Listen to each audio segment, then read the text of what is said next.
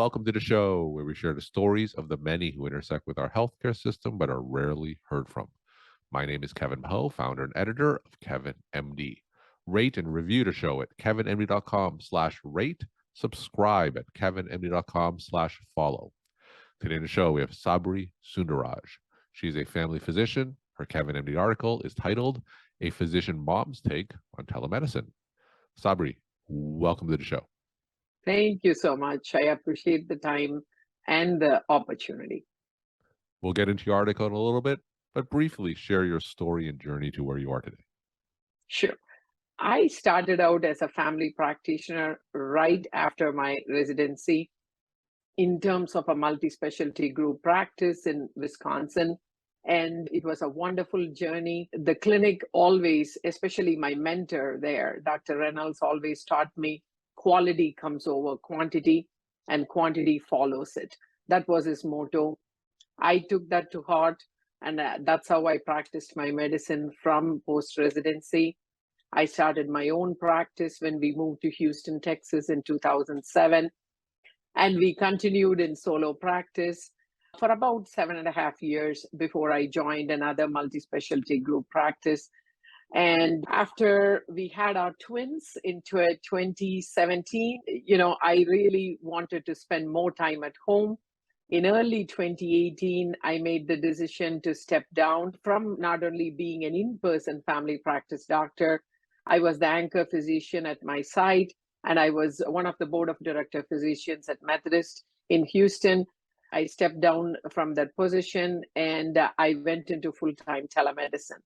At that time, telemedicine was not as mainstream as it used to be, but I enjoyed the time at home, the breaks in between, and everything as a physician mom. And I absolutely loved it, even though I went in with hesitation of losing our percussions, our palpations, and our auscultations that we are used to in clinic. And I didn't look back after that. I continue to enjoy it. I still practice it, but lesser time because I'm doing utilization management at this time as full-time. So you went into full-time telemedicine before the pandemic, Yes. where, of course, the pandemic popularized telemedicine. So Yes. when you were doing full-time telemedicine, walk us through a typical day. How many patients would you see? What are some of the most common cases that you would address remotely? Remotely, mostly were urgent care patients. What I mean by that is sore throats and UTIs. Some are mainly reassurance seeking parents or patients. They just want to know, hey, I'm having this symptom. I want to talk to a doctor and feel better about it. Should I run into the ER tonight? Or is this something I can wait to talk to my PCP tomorrow? So very simple and straightforward is how it all started, at least in 2018. I know that once the pandemic hit, things started changing because there were more COVID-related questions, more chronic symptom questions, when patients hesitated to go in for regular care and med refills, etc. But initially, it was more of simple urgent care. Is this a virus, upper respiratory? Do I need antibiotic? That type of visits. All right. So you talk more about that in your Kevin MD article. It's titled A Physician Mom's Take on Telemedicine. Now, for those who didn't get a chance to read your article, just walk my audience through it and share the story of why you decided to write it. Sure. I actually have to thank Doximity Telehealth Fellowship staff and faculty for it, because they push you into getting into things that you have never done. So they suggested, why not write a blog or an article for a journal or something of that sort? And that gives you fellowship credits. It doesn't really give you financial credits, but that's great because that pushed me into exploring into my writing skills. Sure. And I wanted to write something about telemedicine because it's a telehealth fellowship.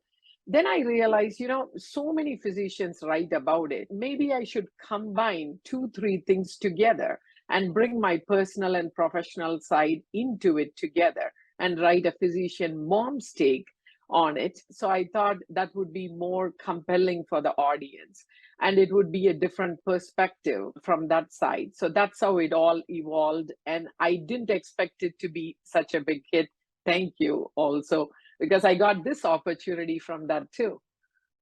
All right. So, what is your physician mom's take on telemedicine? Share that perspective with my audience. Definitely. We all struggle as physicians, as parents, not just moms, as dads, moms, to kind of balance it out. We feel so entangled in our practices, in our professional lives, that we feel like, man, I have to miss this. I have to miss a birthday. I have to miss that. So we really, struggle to balance it all out. Especially our physical presence is more nurtured by our children when they are younger, as we all know as parents. So, and then we start regretting later on in life, man, I miss that, I miss this. So, to avoid that, yes, I feel like in the beginning I went in with a reluctance, but I'm going to say, even though we have our reluctances, we are all good physicians. We know how to practice medicine. Even if we see a patient in person, it's not like every time we percuss or auscultate them. If we think about it in the office, most of the time we diagnose by history unconsciously, and that leads us into a physical exam. So that's exactly how telemedicine is practiced. Once we get to the root of it, then we will be less reluctant about it. And we can also plug in our life's interests, our personal choices, going for a nice walk, and all those into it, along with being good physician parents and good physicians. So that's how this article evolved. And, that's my perspective into it. How difficult was it for you to transition into full-time telemedicine? I would say the good news for me is I joined companies. I joined Doctor on Demand Yeah. to start with. They had their own established practice as a telemedicine company. And when I signed up, I had told them about my solo practice in the past, which I took into the group practice in Houston Methodist, and their patients, etc. And some of whom may follow me into telemedicine in the future or may not, if they find out that I'm available on that venue. So they were very welcoming about it, and they were very generous about it. If they said, tomorrow, if you leave Doctor on Demand and if you go to a different company, and if the patient ends up following you, it's not like you invite them, that's fine. So that was very relieving as a physician for me. And, that was my biggest concern. I didn't want to feel that I was abandoning my patients.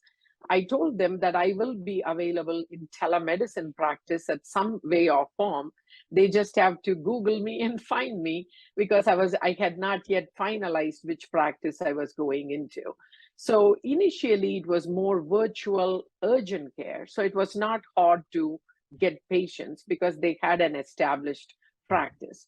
And then slowly patients started looking me up. Even Doctor on Demand patients started looking me up to see when I was on shift, and they used to schedule an appointment and see me at that time. And they didn't mind waiting a day if I was not on shift for a certain reason that they wanted to see me for, which was really rewarding at the end of the day. Do you miss seeing patients in person in the exam room and developing those longer term primary care relationships? Definitely, I do. I do, because it would be a lie to say no. Or, as a physician, we always miss that. We miss the warm hug or a good handshake, a pat on the shoulder, those type of things. Or when the patient walks in and suddenly catches you in the hallway to just update you about something great that happened to them. All those I definitely miss. But, I find fulfillment in other ways. I check on patients post visit. I send them a text message through Doximity Dialer. I'm able to send them a secure text saying, I'm checking on you to see how you're doing. Even though it's a one-way text, I fulfill those type of little, interactions that I have with patients virtually in a different way. Now, if you were to do this all over again, making that transition from a traditional family medicine practice into telemedicine, Is there anything that you would have done differently? I would probably, if this was a possibility in 2007, when I started my own practice, I probably would have done half and half.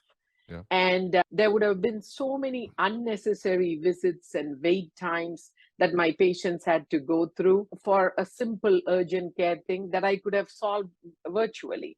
And they would have probably requested as a virtual visit and took a quick consult on the phone and moved on with their lives, professionally speaking for them. So if I can do it over again, I would say I would do half and half because we are in a technologic age and we have to adapt ourselves to it.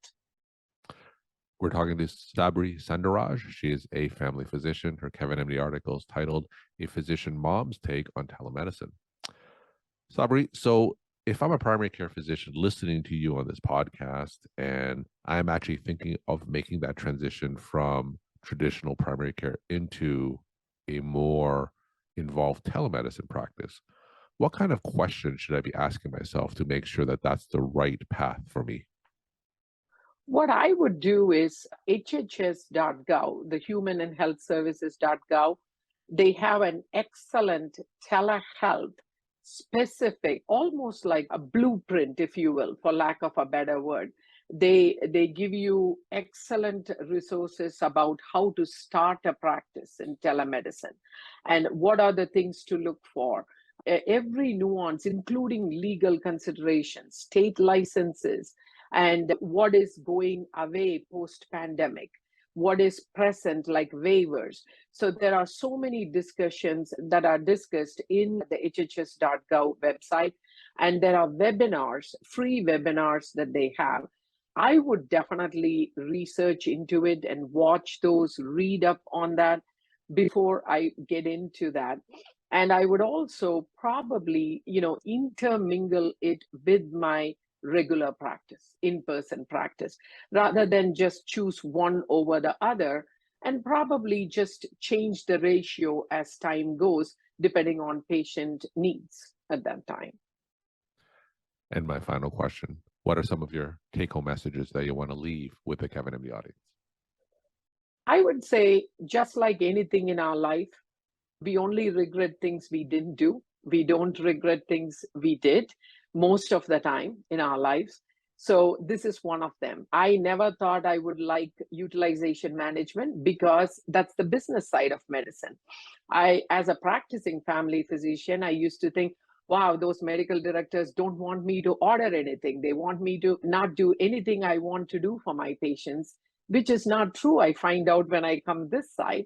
I actually help them, redirect into the right testing and other things per criteria that's available. And it actually, many of them have thanked us during peer-to-peers.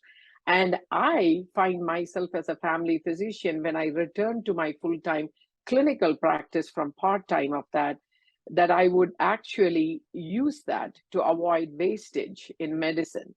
So that's a very good example as a take-home message that we should try every opportunity that comes before them. We never know what we are going to like and not like. That includes telemedicine and any other clinical or non-clinical role that knocks our doors. Well, thank you so much for sharing your story, time, and insight. And thanks again for being on the show. Thank you so much, Doctor, for wonderful meeting you.